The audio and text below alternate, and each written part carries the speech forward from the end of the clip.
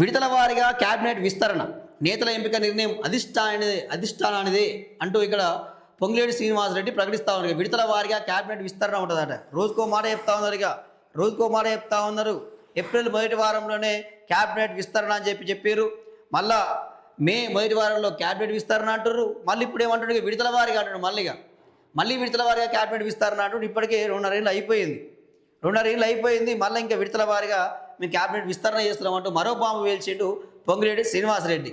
So ఏమంటుండగా, నేతల ఎంపిక నిర్ణయం అధిష్టానానిదే, మంత్రులకు శాఖలు శాశ్వతం కాదు, వేసవి తర్వాత ఎంపీటీసీ జెడ్పీటీసీ ఎన్నికలు, మంత్రి పొంగులేటి శ్రీనివాసరెడ్డి మాట్లాడడం చూస్తూ ఉన్నాడు. అంటే మంత్రుల శాఖలు శాశ్వతం కాదు అని చెప్పి మాట్లాడుతూ ఉన్నాడు. దీని వెనుక మర్మం ఏంటంటే, చాలా భారీగా మంత్రుల శాఖలు మారే అవకాశం ఉందని చెప్పి కూడా రాజకీయ వర్గాల్లో పెద్ద చర్చ అయితే జరుగుతూ ఉన్నది. దాంతోపాటు ఉన్న మంత్రులకు ఉద్వాసన కల్పించి కొత్త మంత్రులను క్యాబినెట్లోకి తీసుకునేటట్టు కూడా మనకు సమాచారం వస్తూ ఉంది. ఇప్పటికే మొత్తమే అయితే కోమటిరెడ్డి రాజగోపాల్ రెడ్డికి మంత్రి పదవి కన్ఫర్మ్ అయిందని చెప్పి కూడా పెద్ద ఎత్తున అయితే ప్రచారం జరుగుతూ ఉన్నది. సో మరి ఆయనకు విద్యాశాఖ మంత్రి ఇస్తారా, హోం మంత్రి ఇస్తారా అనేది కూడా పెద్ద ప్రచారం అయితే జరుగుతూ ఉన్నది. సో దాంతోపాటు ఎస్టీకి సంబంధించి కూడా ఒక మంత్రి ఇస్తారని చెప్పి కూడా పెద్ద ప్రచారం అయితే జరుగుతూ ఉన్నది. సో మొత్తం మీద ఇప్పుడు పొంగులేటి శ్రీనివాసరెడ్డి మాత్రం ఒక బాంబు పేల్చిండు.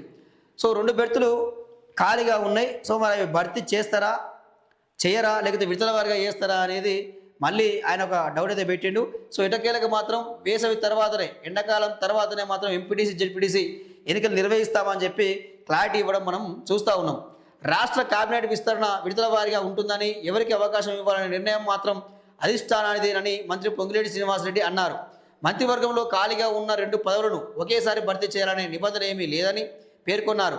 కేబినెట్ విస్తరణపై పార్టీలో చర్చ జరుగుతున్నదని, ఎంతమందిని ఎప్పుడు తీసుకోవాలనే అంశం హైకమాండ్ పరిధిలో ఉందన్నారు.